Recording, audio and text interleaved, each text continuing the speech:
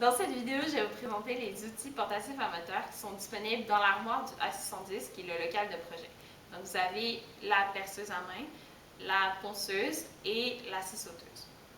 Donc, ce qui est très important quand vous rentrez dans les laboratoires, c'est de porter des lunettes de sécurité. Donc, ceux qui portent déjà des lunettes de vue ne sont pas obligés de porter une deuxième paire, mais c'est toujours bien de porter une paire de lunettes de sécurité pour protéger les côtés. Donc, vous portez vos lunettes en tout temps sur les yeux. Aussi, si vous manipulez des pièces coupantes, par exemple des feuilles de métal en feuilles, c'est très important de porter des gants. Par contre, attention, il est interdit de porter des gants lorsque vous utilisez la perceuse, à cause du mécanisme en rotation. Aussi, ceux qui ont les cheveux longs, il faut absolument s'attacher les cheveux, et ceux qui ont des vêtements amples, de les rentrer dans son pantalon. Lorsque vous utilisez les outils portatifs à moteur, c'est important de fixer les pièces avant de travailler dessus.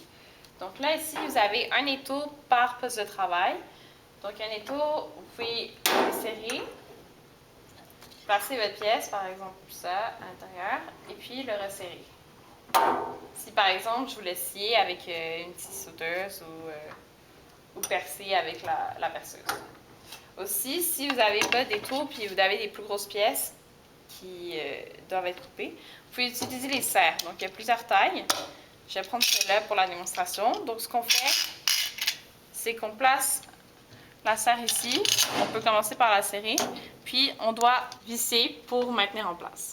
Lorsque vous utilisez une perceuse à main, donc la première chose qui est importante, c'est de la brancher. Deuxième chose, c'est de placer le bon forêt au bout de la perceuse. Donc, tous les forêts sont disponibles dans des boîtes métalliques comme ça, numérotées. Il y a différentes tailles. Je vais prendre un forêt 13/64e taille. Donc, pour amorcer le trou, soit vous pouvez prendre un forêt de plus petite taille qu'on va insérer au bout de la perceuse et faire un trou d'avance, ou bien un marteau et un clou, ce que je vais faire. Donc, ce qui est important de faire, comme on a vu dans l'autre vidéo, on tient le clou, on donne des petits coups avec le marteau,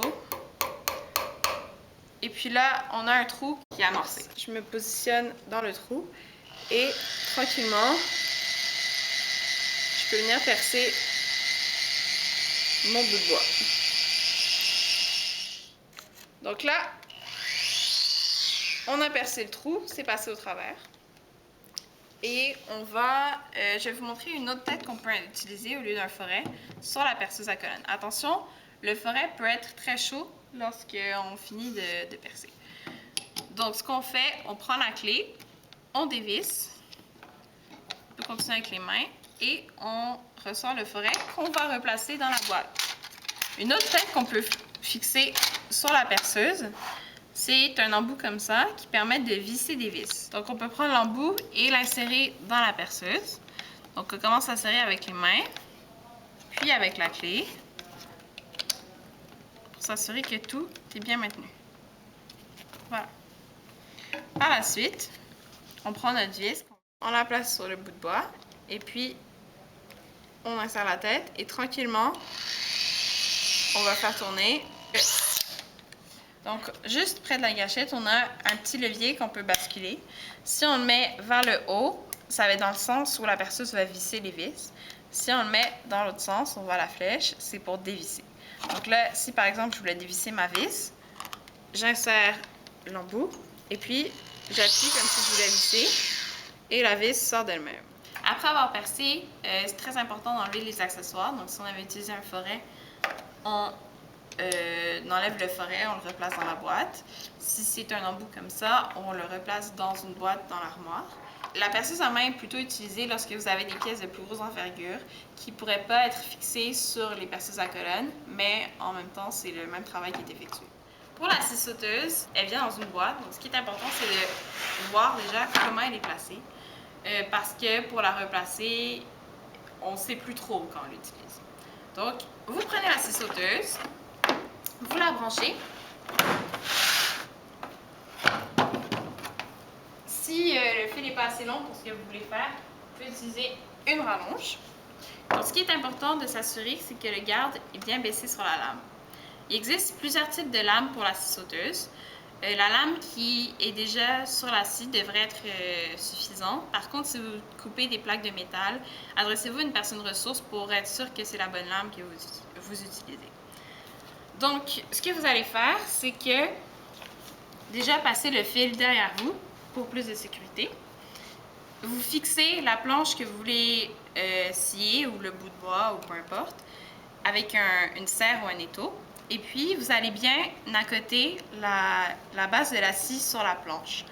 Ce qui est très important aussi, c'est de partir la scie sauteuse avant de rentrer en contact avec la matière, sinon ça pourrait bloquer.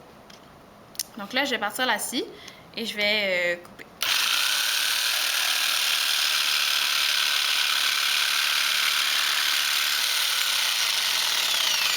Donc là, on voit que ça fait quand même un beau travail. Peut-être le fini n'est pas tout à fait parfait, donc on peut passer à la ponceuse après pour terminer.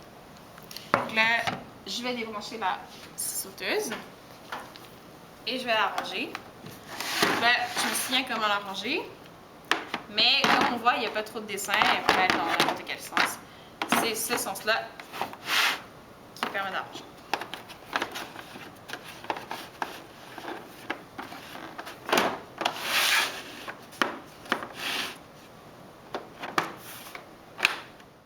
Le dernier outil portatif-amateur que vous pouvez utiliser est la ponceuse. Donc la ponceuse, ça permet de polir les surfaces ou les rendre plus lisses. Donc là, elle vient dans une boîte. Vous devez d'abord la brancher. Déroulez le fil. Encore une fois, si vous voulez utiliser une rallonge, vous pouvez l'utiliser si vous travaillez plus loin. Par la suite, ce que vous allez faire, c'est que c'est vraiment facile d'utilisation. Vous placez votre planche ici, et puis ce que vous allez faire, vous allez partir la machine, le bouton On est ici.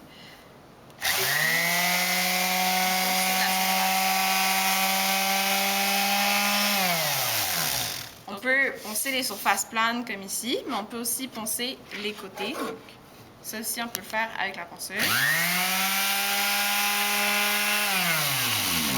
Et voilà.